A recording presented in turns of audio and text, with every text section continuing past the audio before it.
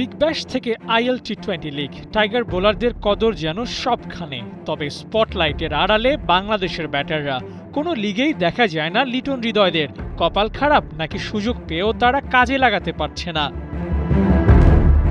রবিবার দুবাই ক্যাপিটালসের হয়ে গালফ জায়ান্টসের বিপক্ষে ১ ওভারে ৩ উইকেট নিয়ে মুস্তাফিজ হয়েছেন player of the match. Melbourne রেনেগেডসের বিপক্ষে জয় পেতে হোভার্ড হ্যারিকেন্সের হয়ে দারুণ বোলিং করেছিলেন রিশাদ।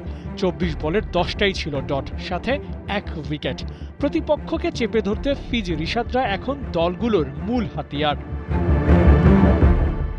এত পজিটিভ আলোচনার মধ্যে মন খারাপ করে দিতে পারে ব্যাটারদের হিসেব নিকেশ। ২ লিগে ৩ বোলার খেললেও দুনিয়ার কোথাও টাইগার ব্যাটাররা খেলার সুযোগ পাচ্ছে না। একদিকে বাংলাদেশ যেমন এগিয়ে যাচ্ছে, অন্যদিকে আবার পিছিয়েও পড়ছে। আর এটাই হতে পারে সবচেয়ে বড় চিন্তার বিষয়, কেননা দিন শেষে ২ পাখায় ভর করেই তো পাড়ি দিতে হবে ক্রিকেটের পথ।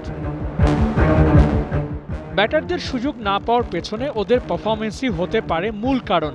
সবশেষ বাংলাদেশি ব্যাটার হয়ে আইপিএল খেলেছিলেন লিটন দাস, কিন্তু সুযোগ পেয়ে তা কাজে লাগাতে পারেননি।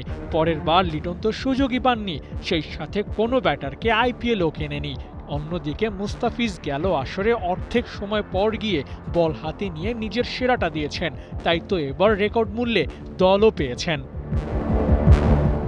রিশাদ প্রথমবার বিগ ব্যাশ খেলছেন, বল হাতে দলের জয়ে নিয়মিতই অবদান রাখছেন, আর এটাই হতে পারে পরবর্তীতে ওর দল পাওয়ার জন্য বড় কারণ।